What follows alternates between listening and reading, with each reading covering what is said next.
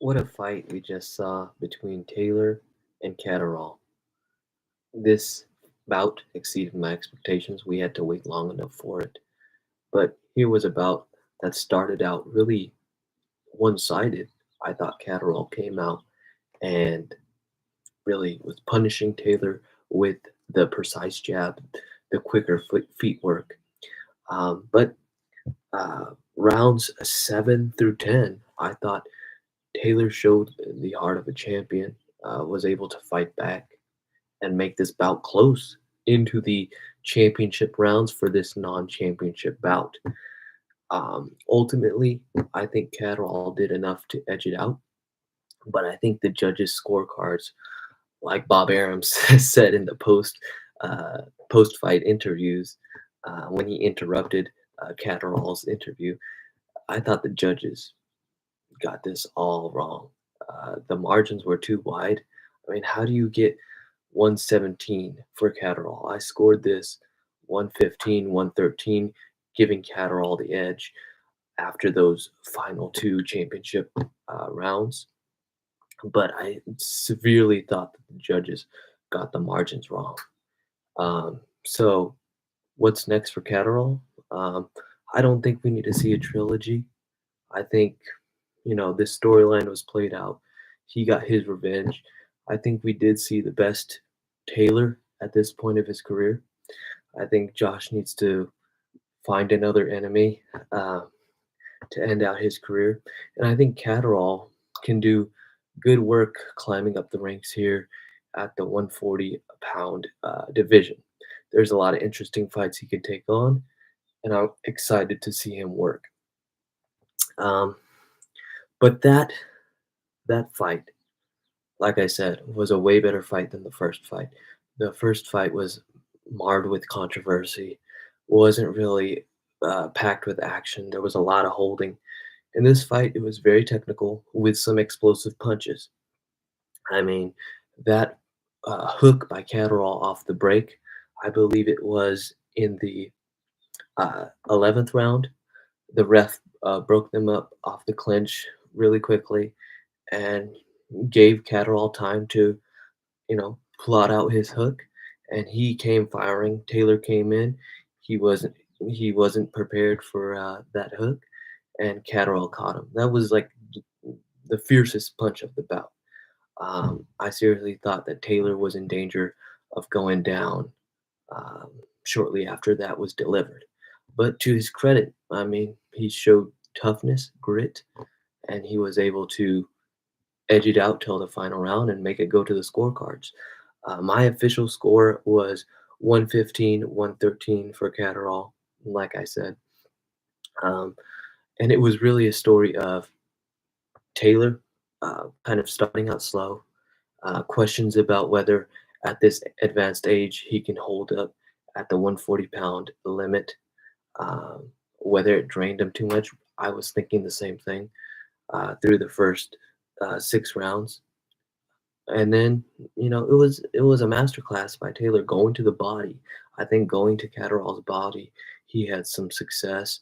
And really, up until the last 2 rounds, I thought he was going to pull off the swing. He was going to, shock everybody.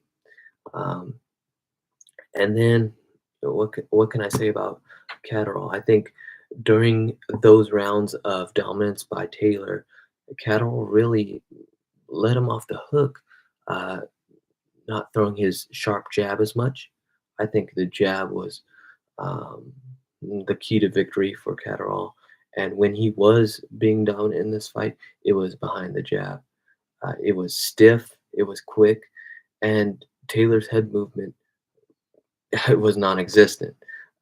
You know, if he was able to Taylor, that is, move his head a little earlier in the fight, side to side, have a little bit more movement there, I think the judges would have had no option uh, but to give a couple more rounds to him, and that could have edged a draw for him. But I think, with the flow of this fight, Taylor got off to uh, too much of a slow start, and then once you give yourself a hill to climb, judges get fatigued, and and they're already plotting preconceptions about what how this fight is flowing and which fighters uh, on their A game and which fighter didn't show up.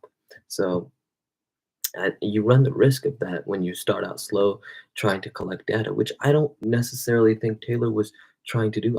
I don't think it was a strategic move to try to reserve his energy in the early rounds. He was trying to be aggressive, but just was ineffective with that activity. Um, so I don't have an issue with the Catterall decision. I think he won this bout fair and square. I think he got his much needed redemption, validation from the first loss. And I think good on him. He's a great fighter. And maybe we see a trilogy down the line, but I think there's other bigger fights to be made for Catterall after this display. Um, and then as far as the entertainment of this fight really didn't end at the bell.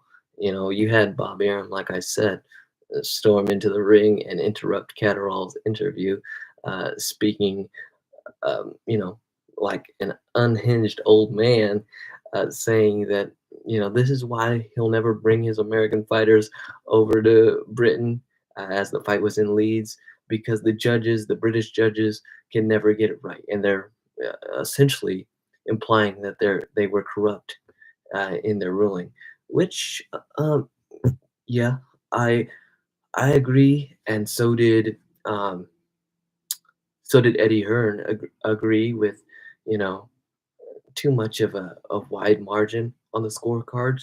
But let me explain the path to that 117 for Catterall. I think what happened was, in rounds 8 and 9, that I scored for Taylor, Catterall had some flurries at the end of the round and had some successful exchanges at the end of the round that could have easily been etched in his favor.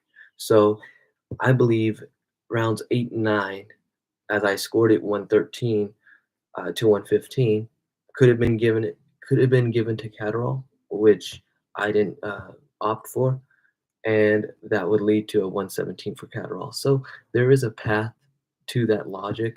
I just believe it not to be the correct choice. Um, this is my instant reaction. I'm new to the uh, boxing game. Uh, I'm trying to venture out and discover this world of combat sports, and I'm loving it so far.